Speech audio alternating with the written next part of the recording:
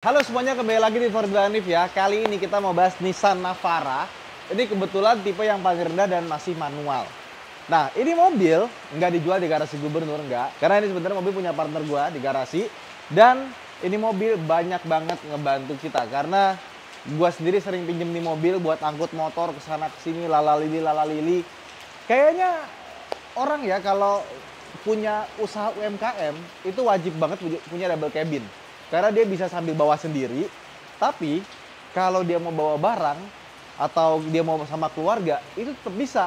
Apalagi Navara ini adalah double cabin yang sangat gue rekomendasikan buat teman-teman yang mau pakai double cabin buat harian. Kenapa? Karena rahasianya ada di sini nih. Jadi biasanya double cabin itu kan belakangnya dia pakai apa? Yes, pakai per daun.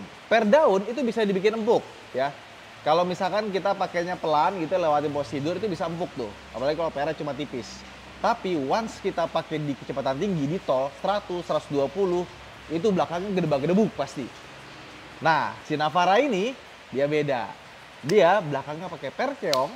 Makanya pas kita pakai misalkan dari Klaten ke Semarang atau kita naik tol gitu, itu kecepatan tinggi masih enak. Mau bagaimanapun per keong tetap lebih enak lah ya dibandingkan dengan per daun. Terutama pas kecepatan tinggi, per daun itu lumayan berasa. Nah, tapi juga dia punya kelemahan. Karena dia pakai per keong, kalau diisi barang bawaan yang berat, dia bisa turun ke bawah. Ya, makanya ini mobil double cabin yang dipakainya itu bukan buat bawa barang berat atau buat ke tambang yang bawa pasir, peralatan yang sampai ya 200-300 kilo, enggak. Dia cuma buat barang-barang sedikit aja, enteng-enteng aja. Tapi ya buat UMKM menurut gue udah cocok banget lah. Kebutuhannya tuh semuanya udah dipenuhi sama mobil ini gitu. Dan nama double cabin di Thailand tuh laku banget karena hampir semua UMKM itu punya mobil beginian. Jadi dia nggak perlu sewa mobil lagi atau beli mobil lebih dari satu. Yang satu khusus buat barang, satu buat keluarga. Enggak, ini bisa dipakai buat harian atau buat keluarga. Makanya di sana ada double cabin yang pendek-pendek. Nggak dibikin off-road tinggi seperti ini. Tapi ini emang bawaannya udah seperti ini ya. Jadi tanpa modifikasi sama sekali ya. Cuma dikasih hitam-hitaman sama peleknya dihitam-hitamin, logo jadi merah-merahin. Lampunya dikasih ya hitam-hitam sama dibiru-biruin. Udah itu doang. Jadi nggak ada secara fungsi yang merubah secara signifikan. Paling cuma ada reflect tool di bagian atas ya. Suli bacanya. Yang itu membuat dia jadi berbeda. Nah, ini mobil punya mesin 2500 cc yang dipakai sama Nissan Terra yang kita kenal sekarang. Tenaganya secara angka emang cukup besar. Tapi pas kita pakai, dia tuh nggak terasa seperti mesin modern. Nah, kap mesinnya berat banget nih. Ini kalau diganti karbon sih kayaknya mantep ya. Iya, berat banget loh. Ini kayak double cabin dengan kap mesin paling berat deh yang pernah gue buka deh. Nah, ini dia mesinnya. Bentuknya seperti ini, 2500 cc. Kalau kita lihat di sebelah sini ya. Tuh. 25 DDTI VGS Turbo ya. VGS tuh variabel geometrinya ya. Jadi dia bisa bekerja di putaran bawah sama di putaran atas karena ada sirip-siripnya tuh yang bisa ngaturin dia butuh tenaga di bawah apa di atas. Nah, mesinnya sendiri dia tuh sebenarnya cuma satu pilihan mesin. Tapi ada dua output tenaga.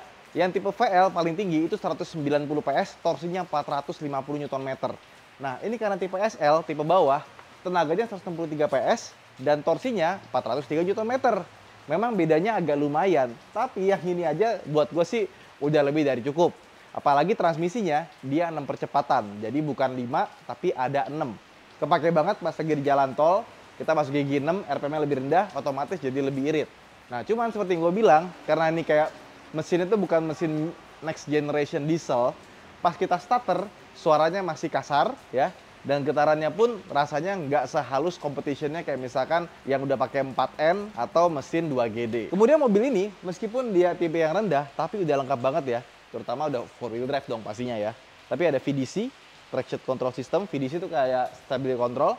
Ada hill start assist dan ada hill descent controlnya. Tapi ya, meskipun ini adalah tipe SL, tipe yang paling bawah, ini mobil itu nggak malu-maluin loh kelengkapannya. Terutama dari luar ya, kita bisa lihat dia dapat bumper belakang. Beberapa mobil yang tipe bawah kan biasanya bumper belakangnya dibuang gitu ya. Terus di sini tuh kayak ada spoiler kecil, jadi lebih keluar ya. Ini juga pegangannya bagus ya, logo Nissan, ada guratan di bagian sini. Dan kalau kita buka, nih lihat dong dalamnya. Tuh, bed linernya bagus, bawaan dari Nissan-nya. Terus di sini ada buat ngaitin barang-barang. Jadi pengait itu juga udah lengkap. Pas ngeliat baknya sih ini mewah banget loh untuk sebuah mobil double cabin yang tipe rendah. Beda banget sama kalau kita beli kayak Triton HDX gitu ya. Itu belum ada linernya, masih sederhana banget gitu. Ini bener-bener rapi, ada high mounted stop lampnya juga. Dan kalau kita nggak tahu tipe mobil ya, ini dikiranya pasti tipe yang tinggi dari sebuah Navara. Masih bagus ya. Nah seperti gue bilang, ini mobil empuk ya. Jadi kalau kita buka seperti ini, kita dudukin, tuh, empuk dia. Sampai saking nyamannya untuk sebuah double cabin ya. Jadi kalau double cabin tuh biasanya kan keras, nggak enak. Ini mobil karena saking nyaman ya, di rebadge sama Mercedes-Benz. Jadi X-Class. Iya, dan semoga ada yang jual kitnya ya, bikin Navara jadi X-Class. Ada nggak tuh? Kalau ada sih lucu banget karena interiornya beda. Nah, sama. Kita mulai dari belakang dulu deh. Nah, di bagian belakang, dia tuh dapat footstep bawaan yang desainnya bagus. Dan untuk yang tipe SL, dia tuh masih pakai fabric ya. Jadi dia belum pakai kulit, tapi fabricnya bagus sekali. Ini bahannya coba dipegang ya. Aduh, ini bahannya tuh kayak semi-semi bludru gitu. Rasanya mewah, nggak seperti double cabin yang biasanya Spartan gitu. Bahkan kita dapat AC di belakang, ventilasi. Jadi kalau kita duduk di belakang itu udah lebih empuk dibandingkan dengan double cabin lainnya, tapi dia dapat AC juga, jadi nggak kepanasan tuh. Nah terus di bawahnya ada cup holder di bagian sini, jadi kita buka dari atas ke bawah cup holder, sama ini bisa diangkat ya. Jadi kalau kita butuh barang tambahan buat ditaruh, nah ini bisa dibuka nih. Nah, jadi ada dongkrak, tali-tali dan kawan-kawan tuh biasanya kita taruh bawah di mobil ini. Tutup lagi gampang, tinggal tutup aja. Terus kalau kita masuk, sebagaimana double cabin, kalau kita duduk di belakang, pastinya rasanya tegak, ya kan? Nah, kita dapat headrest di sini, tapi bagian tengahnya nggak ada. Legroomnya gede, headroomnya gede, jadi kalau untuk kabin, ini mobil enak banget. Meskipun namanya double cabin, nggak bakal bisa seenak mobil-mobil kayak SUV pada umumnya. Tuh lihat tuh ya, dia door trimnya bagus, dapat bahan fabric juga. Desainnya oke banget lah ini mobil untuk sebuah double cabin. Sekarang kita ke depan. Nah, masuk ke dalam interiornya, ini karena mobil dipakai hariannya jadi agak rame. Dalamnya untuk sebuah double cabin, gue suka interiornya mewah. Tapi bagian tengahnya sini udah diganti. Aslinya nggak kayak gini, aslinya head unitnya biasa aja. Diganti yang touchscreen 10 inci, lengkap sama frame-nya ya, bagus ya. Nah, kita masuk ke dalam. Jadi giginya gue bilang, 1, 2, 3, 4, 5, 6. Kalau mau mundur, ditekan ke bawah. Tekan seperti ini, baru kita bisa kananin, masuk ke gigi mundur. Ya, kalau dalam mewah lah. Gua nggak ada komplain. Cuma yang tipe SL ini dia nggak ada steering switch control, nggak ada. Tombol-tombol sini juga kosong. Ya. Di sini ada tempat penyimpanan tapi nggak gede. Andai bisa dimajuin lagi, ini pasti lebih enak. Rem tangan masih model manual, tapi switch buat 4x4-nya dia sudah pakai elektronik ya. Jadi 2WD, 4H, pencet, terus dia puter, baru masuk ke 4 low, yang low gear. Nah, terus AC-nya dia masih putar-putaran seperti ini, belum pakai yang digital. Lubang AC-nya gede di bagian sini, sama ini kan tempat penyimpanan ya. Nah, di sini ada colokan 12 volt. Fungsinya buat apa? Biasanya buat GPS. Jadi kalau pasangan GPS, kita colokinnya itu nggak terlalu jauh. Kaca spionnya dia sebenarnya sudah pakai day and night mirror, tapi ditambahin kaca film, kaca yang lebih gede, kaca film lagi. Kaca yang lebih gede, ada lampu seperti ini. Sama dia itu nggak ada kacanya, jadi kacanya bisa ditambahin sendiri kayak gini. Ya emang tetap aja, mau bagaimanapun juga ini mobil barang, mobil buat operasional, tapi versi mewahnya. Karena joknya sih ini bagus banget sih. Buka laci, nah lacinya cukup besar, sama ada cup holder di bagian sini. Terus kuncinya, aslinya sih nggak kayak gini ya, ini udah diganti, versi yang bisa dikelipet. Dan buat teman-teman punya kunci Nissan yang masih model biasa, sebaiknya ganti lipat deh. Karena kalau lipat ini, kita masukin kantong enak, dia nggak nusuk-nusuk. Kita putar aja nih. Oke. Nah, seperti yang gue bilang, suaranya masih terasa kayak diesel jadul. Masih gereng.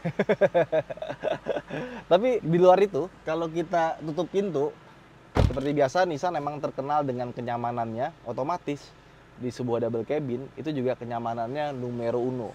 Peredaman kabinnya bagus, getaran mesin masih ada sedikit, dan suara mesin menurut gue udah halus, tapi tetap aja rasanya nggak seperti diesel modern. Nyalain AC, lampu masih manual.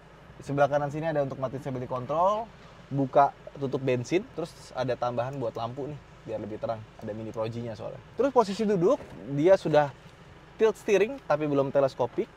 Bisa diatur ketinggian kursinya. Kayaknya ini tinggi ya. Kita rendahin lagi karena gue sukanya rendah. Nah, ini versi paling rendahnya. Dan kursinya seperti biasa Nissan, dia tuh selalu bikin yang low fatigue ya. Jadi kalau misalkan kita buat jarak jauh, ini kursinya nyaman sekali. Yuk, kita coba jalan-jalan. Sebenarnya udah sering sih bawa di mobil sih. Oke, sekarang kita di dalam Nissan Navara ya. Dia 160 HP, bukan 190 HP, tapi udah seenak ini. Jadi tenaga di atas 2000 rpm tuh baru berasa ya. Jadi kalau kita gas, misalkan gigi 2 nih. Oke. Kita gas. Suara mesinnya lumayan halus ya, tapi masih suara diesel yang jadul gitu ya, bukan modern ya. Dan dia meskipun dia 6 percepatan, tapi kalau buat stop and go dia tetap harus masuk gigi 1 sih. Makanya kalau beli Nissan Navara yang Matic itu biasanya lebih enak dan lebih dicari orang dibandingkan dengan versi manual. Bahkan Nissan Navara Matic itu harganya di marketplace itu bedanya bisa lebih dari 20 juta dibandingkan dengan versi yang manualnya. Koplingnya juga nggak terlalu enteng, jadi masih ada bobotnya. Terus karena ini mobil masih konvensional sebenarnya ya, kayak misalkan dia tuh power steeringnya masih pakai hidrolik gitu ya, jadi rasanya masih agak berat. Tapi ya untuk sebuah double cabin emang rata-rata juga masih hidrolik dan lumayan agak berat sih power steeringnya dibandingkan dengan yang sekarang sudah pakai EPS, electronic power steering ya. Dan ini mobil emang keunggulannya udah deh, bener deh. Suspensinya empuk, enak, dipakai dikenceng atau dipelan itu masih ngayun meskipun kita nggak punya muatan.